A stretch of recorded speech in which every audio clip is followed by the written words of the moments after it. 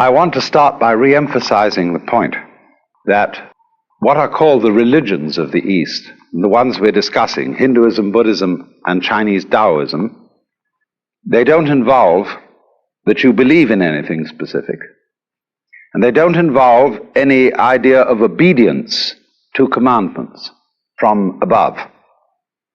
And they don't involve any conformity to a specific ritual, although they do have rituals, but their rituals vary from country to country and from time to time.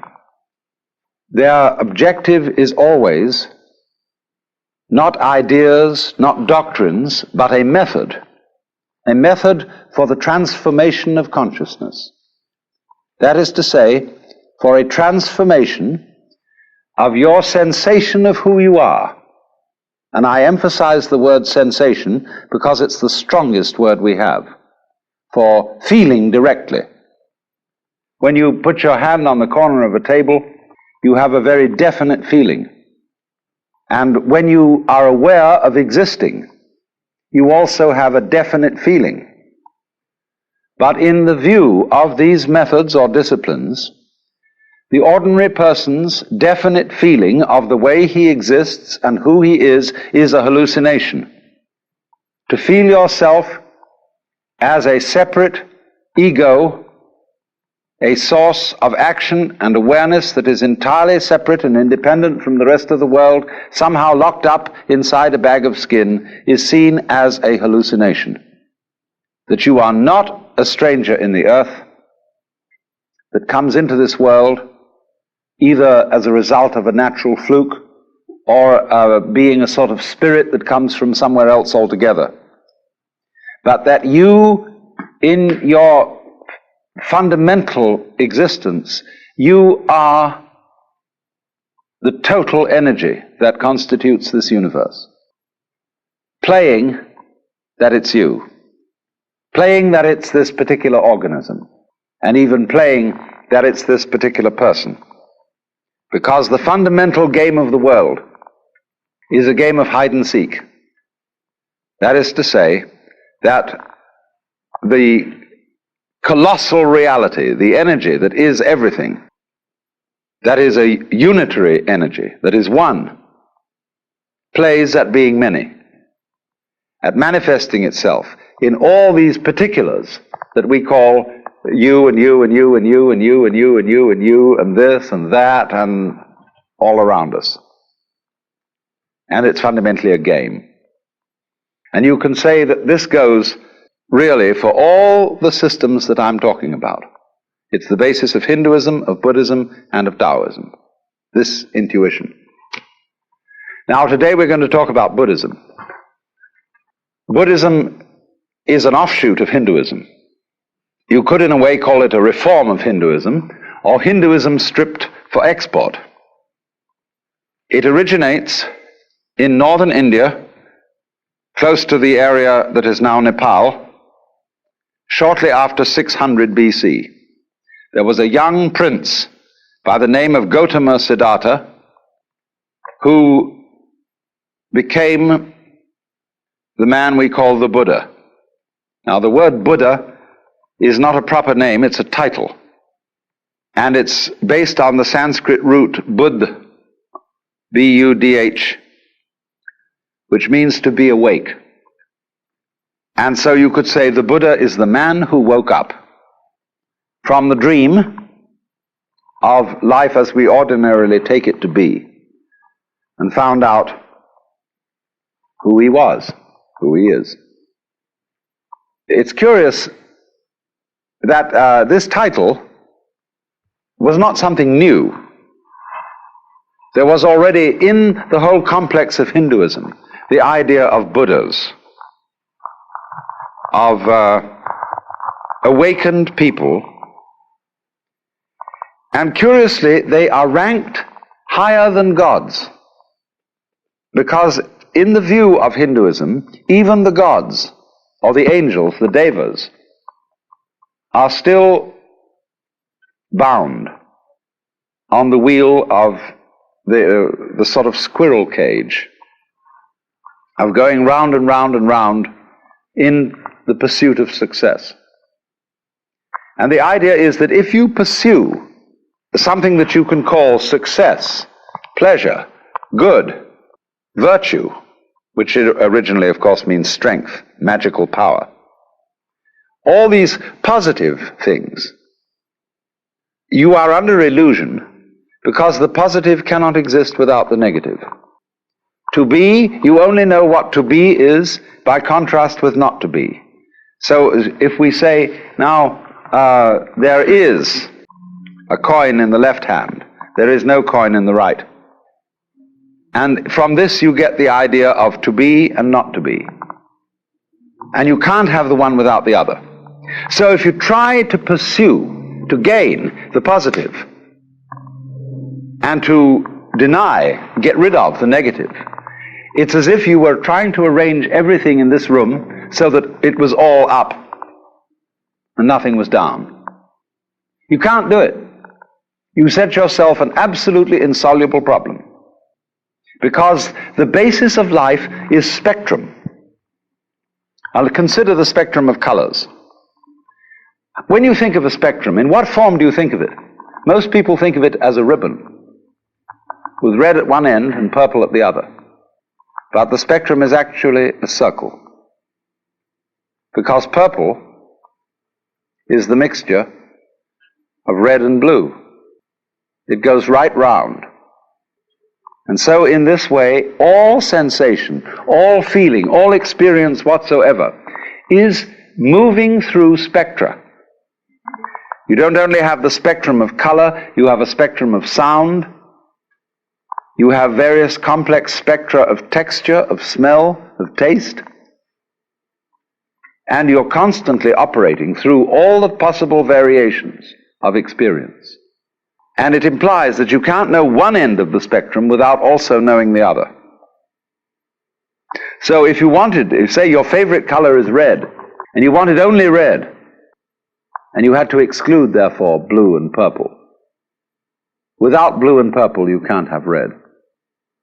Behind, of course, all the various colors in the spectrum is the white light. And behind everything that we experience, all our various sensations of sound, of color, of shape, of touch, there's the white light. And I'm using the phrase the white light rather symbolically. I don't mean it literally. But there is common to all sensations what you might call the basic sense. And if you explore back into your sensations and reduce them all to the basic sense, you're on your way to reality, to what underlies everything, to what is the ground of being, the basic energy. And to the extent that you realize this and know that you are it, you transcend, you overcome, you surpass the illusion that you are simply John Doe, Mary Smith, or what have you. So then, the Buddha, as the man who woke up, is regarded as one Buddha among a potentiality of myriads of Buddhas.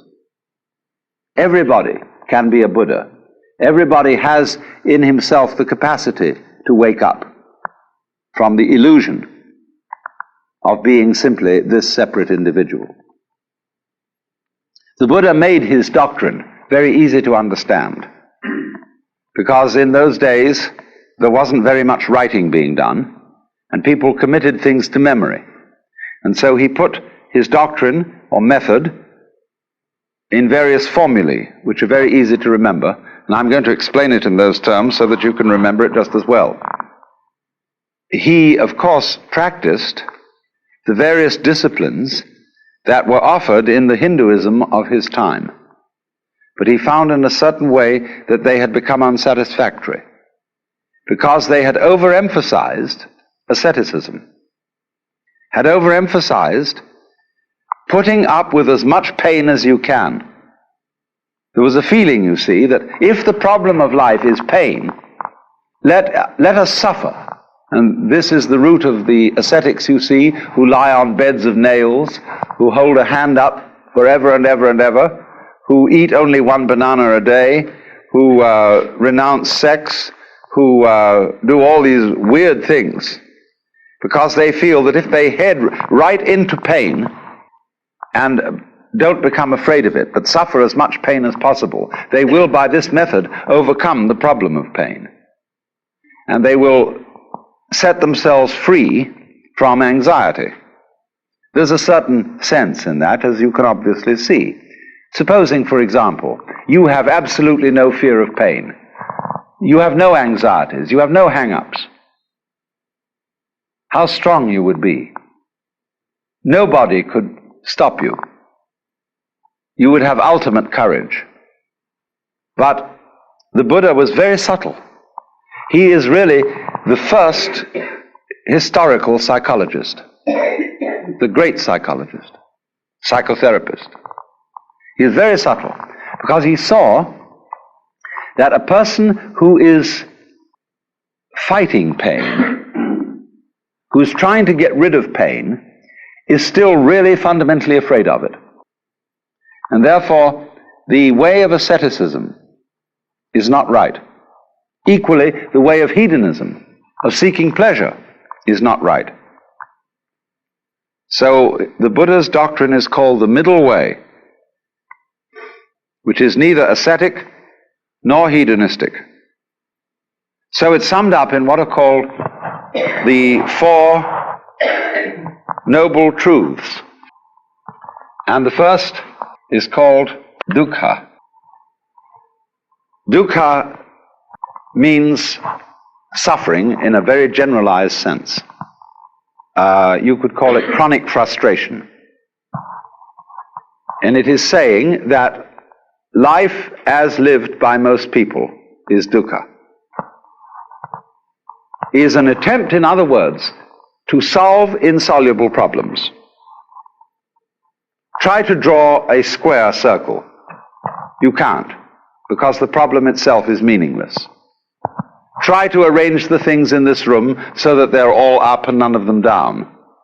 It is meaningless. Such a problem cannot ever be solved. So try to have light without dark, or dark without light. It can never be solved. So the attempt to solve problems that are basically insoluble, and to work at it through your whole life, that is dukkha. Now, he went on to analyze this, that there are what he called three signs of being. The first is dukkha itself, frustration. The second is anitya, and this means the letter A in Sanskrit at the beginning of a word is often the equivalent of our non. So nitya means permanent, anitya means impermanent. That every manifestation of life is impermanent. And therefore, our quest to make things permanent, to straighten everything out, to get it fixed, is an impossible and insoluble problem.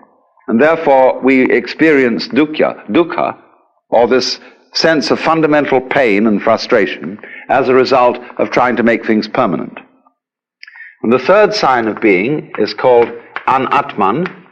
Now, you know from my talk on Hinduism that the word atman means self. Anatman means therefore non-self. That there is in you no real ego. Now, I've explained that already. I've explained in talking about Hinduism that the idea of the ego is a social institution. It has no physical reality. It is simply, the ego is your symbol of yourself. Just as the word water is a noise which symbolizes a certain liquid reality, so the idea of the ego, the role you play, who you are, is not the same as your living organism.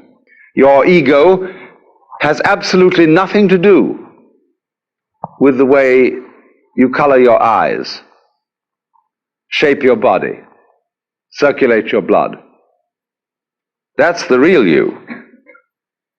But it's certainly not your ego, because you don't even know how it's done from the standpoint of your conscious attention. So the idea of anatman is firstly that the ego is unreal. There isn't one.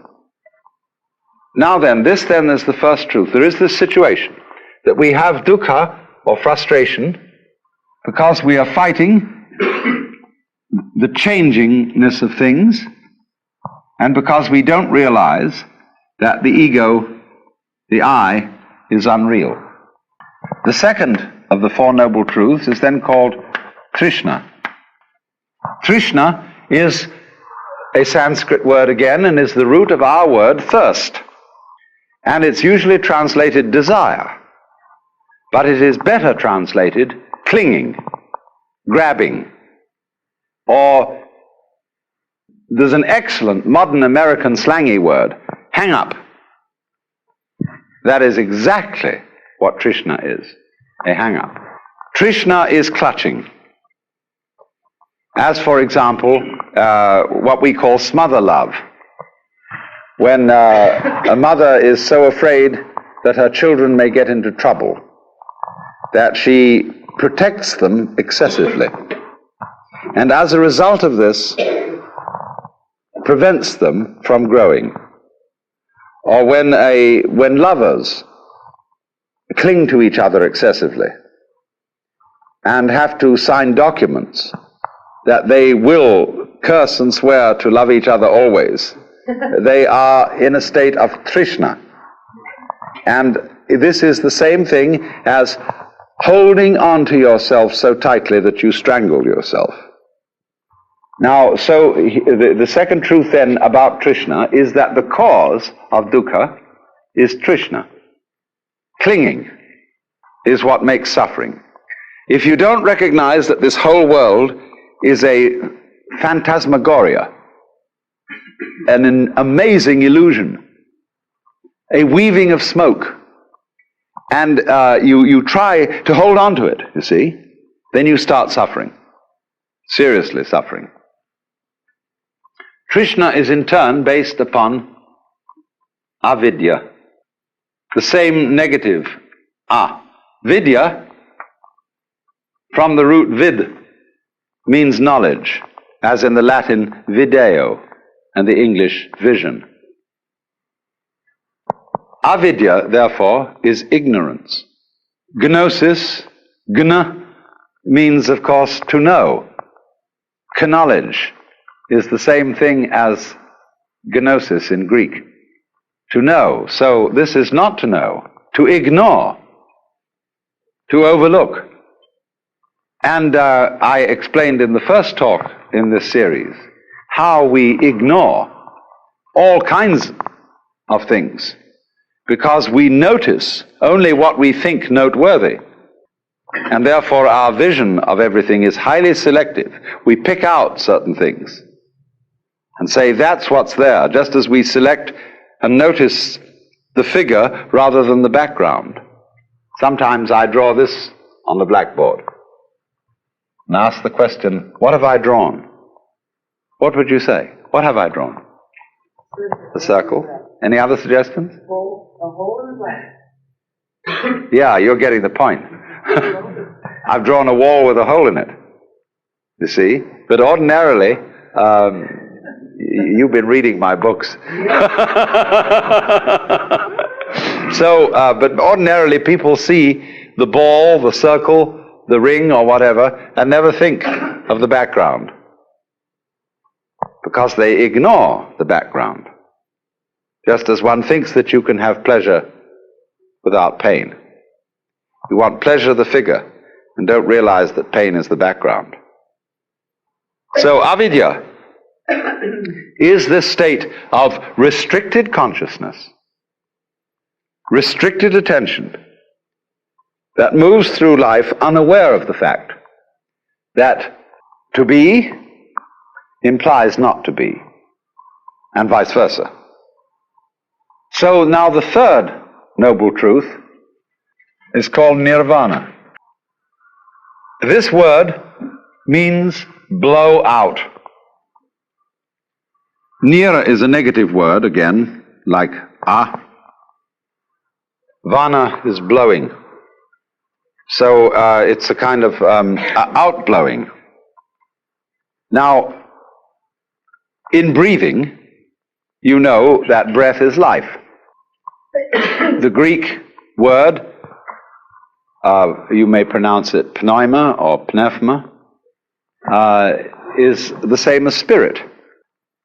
And spirit means breath. In the book of Genesis, when God had made the clay figurine that was later to be Adam, he breathed the breath of life into its nostrils. And it became alive, because life is breath. But now, if you hold your breath, you lose it. He that would save his life will lose it. So breathe in, breathe in, breathe in, get as much air as you can, and Trishna, cling. And you lose it. So nirvana means breathe out.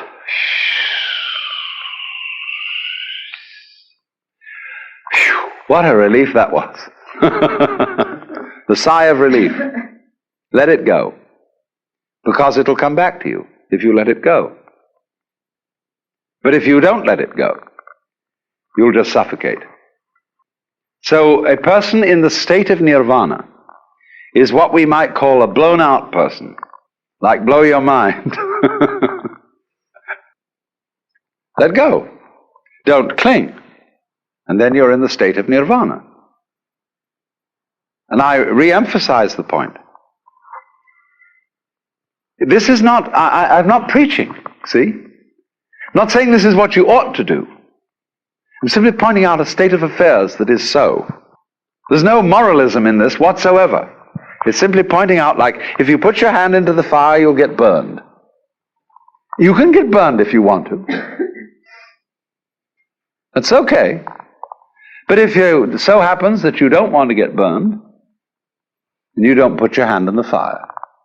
So in the same way, if you don't want to be in a state of anxiety all the time, and again I emphasize, if you like to be anxious, it's perfectly all right. If that's, see, Buddhism never hurries anyone on. They say, you've got all eternity through which to live in various forms. And therefore, you don't have just one life in which you've got to avoid eternal damnation.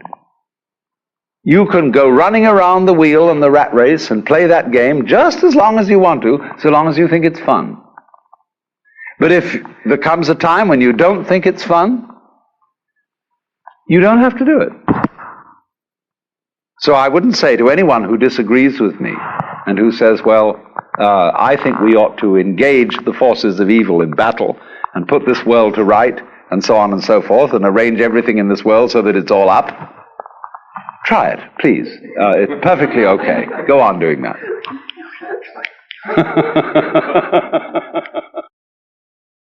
But if you see that it's futile, then you can let go. Don't try to cling. Relax. And if you do that, you're in the state of nirvana. And you become a Buddha. And of course it means that you become a rather astonishing person. You may, of course, be subtle about it and make like you're a very ordinary person so that you don't get people mixed up. And so in Buddhism, the Buddha explained that his doctrine, his method, was a raft. It's sometimes called a yana.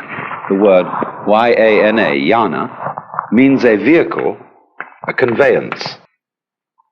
And when you cross a river on a raft, and you get to the other shore, you don't pick up the raft and carry it on your back. You leave it behind. But people who are what I would call hooked on religion are always on the raft. They're going back and forth, back and forth, back and forth on the raft. So the clergyman tends to turn into a ferryman who's always on the raft and never gets over to the other shore himself. Now, there's something to be said for that, because how are we going to get the raft back to the first shore to bring over the other people? See? Somebody has to volunteer to take the back journey. But he must be awfully careful, to realize that the real objective is to get the people across and set them free. If you dedicate yourself to ferrying people across, don't ask them to come back on the raft with you, because you'll get overcrowded, and people will think that the raft is the goal rather than the other shore. So when I find this in actual practice, that when clergymen do not ever ask for money, and it's all right, like a doctor who simply charges a fee, says, you come to me, you pay me so much. But the clergyman says, he doesn't say pay me so much, he says, we would like your pledge, your voluntary contribution. See, and then nobody knows what to give. That's the idea of the raft. Now then, the fourth noble truth is called marga.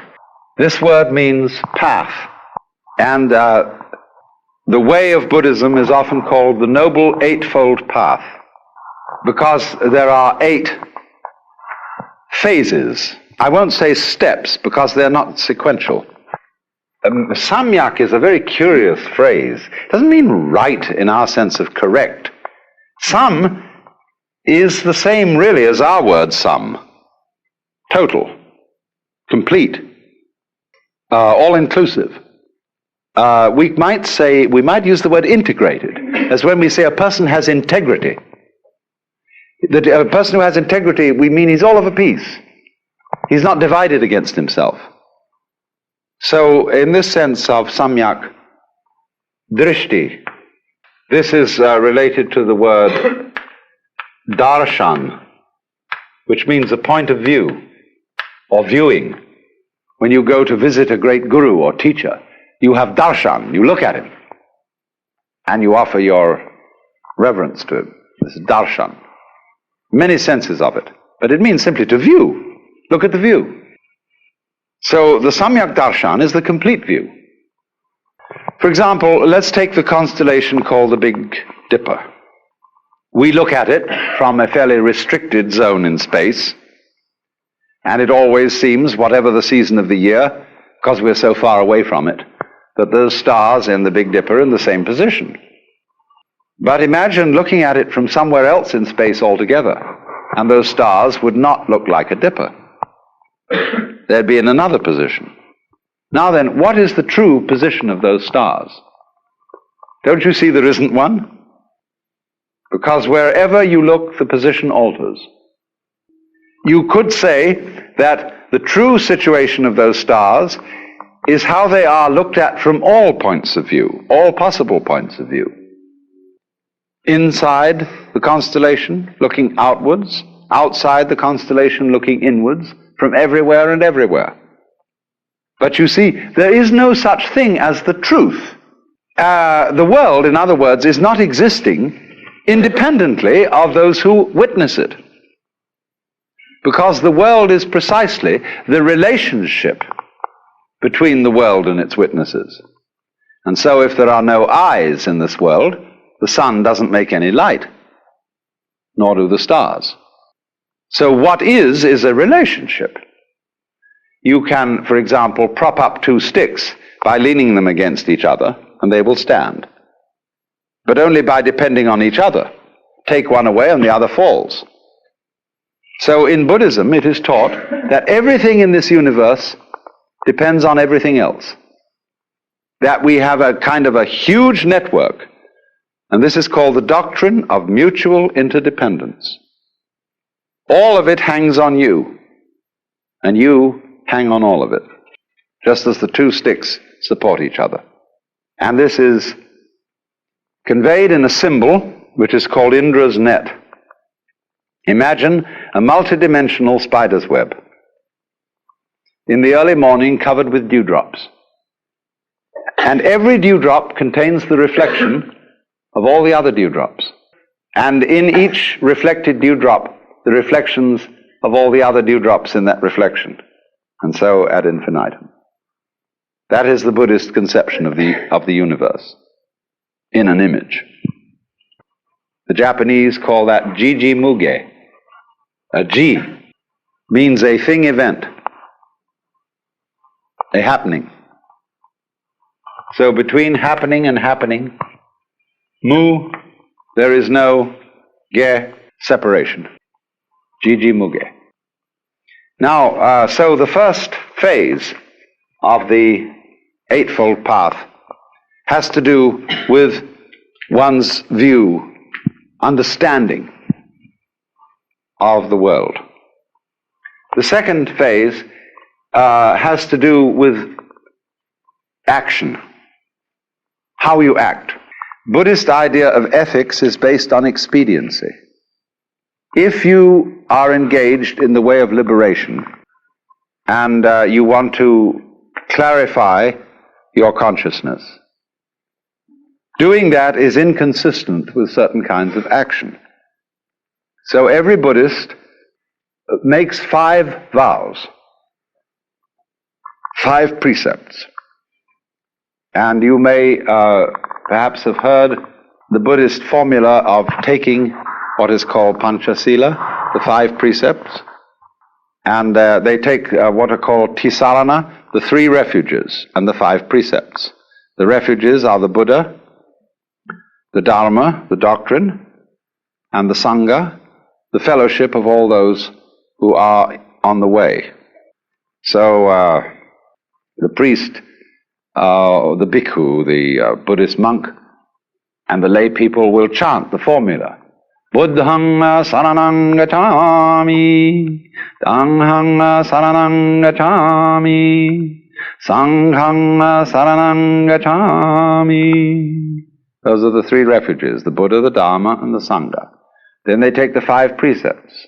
Panatipata veramani sikapadang samadhiyami. Adinadana veramani sikapadang samadhiyami. Kamesu michachara veramani sikapadang samadhiyami. Musavada veramani sikapadang samadhiyami. Kamesu michahara veramani sura merya majapamadatana veramani sikapadam samadhiyami. So they take these 5 precepts. Panatipata. I undertake the precept to abstain from taking life. Adinadana.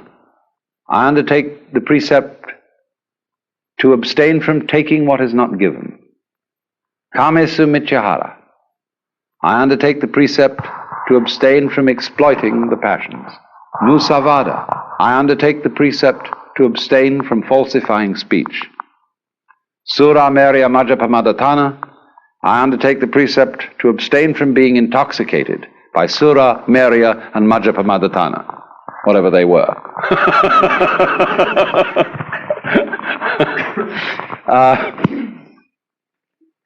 I presume toddy, which is alcohol.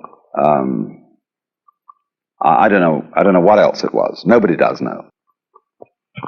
Because you see, if you start killing people or taking life, you're in trouble. You set up an opposition and you've got to become involved in taking care of it. If you start stealing, you worry people. You upset people's orientation in life, because if you suddenly come into the back home for dinner and find somebody's stolen your table, where are you going to serve dinner? If you exploit your passions, it means that when you feel bored and somehow that life is a little bit empty, you say, well, now what are we going to do this evening? Let's go and get stuffed. A lot of people who suffer from obesity are trying to simply fill their empty psyche by stuffing themselves with food. Well, it's the wrong cure. So, likewise, musavada, if you start telling lies to everybody, you know what happens when you start telling lies. You have to tell extra lies to cover up the first one, and you get into the most hopeless misunderstanding. Speech collapses. And, of course, the intoxication is the same problem as the exploitation of the passions. So there's a purely kind of practical, expedient, utilitarian approach to morals. There's another side to this which doesn't enter into the precepts, which I will explain later. So That's the third phase of the Eightfold Path. The second phase. Then the third phase has to do with your mind, with your state of consciousness. And this has to do with what we would ordinarily call meditation. There are the two final, the seventh and eighth aspects of the path are called Samyak Smriti and Samyak Samadhi. Smriti means recollection. That's the best English word for it. Now, do you understand? The word recollect is to gather together what has been scattered. What is the opposite of remember? Obviously, dismember. What has been chopped up and scattered becomes remembered. So in the Christian scheme, do this in remembrance of me. You see, the Christ has been sacrificed, chopped up. But the Mass is celebrated in remembrance. One of the old liturgies says the wheat which has been scattered all over the hills and grows up is gathered again into the bread. Remembered. Go back to your Hindu basis. The world is regarded as the dismemberment of the self, the Brahman, the Godhead. The one is dismembered into the many. So remembrance is realizing again that each single member of the many is really the one. So that's recollection. You can think of it too in another way, and it's really the same way if you think it through. I'm going to leave you with a few puzzles so that you can think them through, and I won't explain them. But another way is to be recollected, is to be completely here and now. Are you here and now? Are you really here? There was a wise old boy who used to give lectures on these things, and he would get up and not say a word. He would just look at the audience. He'd examine every person individually, and they'd all start feeling uncomfortable. He wouldn't say anything. He'd look at them all. And then he'd suddenly say, "Wake up! You're all asleep. And if you don't wake up, I won't give you any lecture." Are you here, recollected? See, most people aren't. They're bothering about yesterday and wondering what they're going to do tomorrow, and aren't all here. That's a definition of sanity, to be all there. So to be recollected is to be completely alert, available for the present, because that's the only place that you are ever going to be in. Yesterday doesn't exist. Tomorrow never comes. There is only today. A great Sanskrit sort of invocation says, "Look to this day, for it is life. In its brief course lie all the realities of our existence. Yesterday is but a memory. Tomorrow is only a vision. Look well then to this day. Such is the salutation of the dawn." So, Smriti means then recollectedness in the sense of being all here, in the sense that this is the only where there is. Then beyond that comes Samadhi. Again, notice the presence of this word SAM, Sam. Samadhi is integrated consciousness in which there is no further separation between the knower and the known, the subject and the object. You are what you know. Now we think, in the ordinary way, that we are the witnesses of a constantly changing panorama of experience, from which we, as the knowers of this, in a way stand aside and watch it. We think of our minds as a kind of tablet upon which experience writes a record, and the tablet is always there, although the experience goes by. And eventually the experience, by writing so much on the tablet, wears it out. It's all scratched away, and you die. See? But actually, if you will investigate this, and you have to experiment on this because I cannot explain it to you in words, you can only find it out for yourself. There is no difference between the knower and the known. When you say, I see a sight, I feel a feeling, you are using redundant language. I see implies the sight. I feel implies the feeling. Do you hear sounds? No. You just hear. Or you can say there are sounds. Either one will do. So you will find, if you thoroughly investigate the process of experiencing, that the experiencing is the same as the experiencer. And this is the state of samadhi. I put it originally in this form, that the organism and the environment are a single behavioral process. So, likewise, is the knower and the known. So you, as someone who is aware, and all that you are aware of is one process. That is the state of samadhi. And you get to that state by the practice of meditation. Every Buddha figure practically is seen in the sitting posture of meditation, which is sitting down quietly and being aware of all that goes on without comment, without thinking about it. And when you stop categorizing, verbalizing, talking to yourself inside your head, naturally the separations between, for example, knower and known, self and other, simply vanish. Can you point to the difference between my 5 fingers?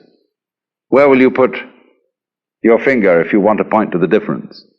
You see, the idea of difference is an abstraction. It just isn't there in the physical world. Of course, that's not saying that the fingers are joined like a duck's claws with a web, but that it's just that. They're not the same. That's an idea. They're not different. That's an idea. And these ideas just aren't here. See? You can't point to it. Can't put your finger on it. Get then to the state of affairs where you see the world free from concepts. That's what Buddhists mean by void. When they say the world is basically, they use the phrase shunya. That has a meaning of like empty, void. Everything is shunya. This has certainly also the meaning of anicca, of transience, but basically it means you can't catch the world in a conceptual net. Just if you try to catch water in a net, it all slips through. If you try to tie up water in a paper package or grab it in your hands, it all flows through. So, shunya, it doesn't really mean that the world itself, that the energy of the world is nothing at all. It means that no concept of it is valid.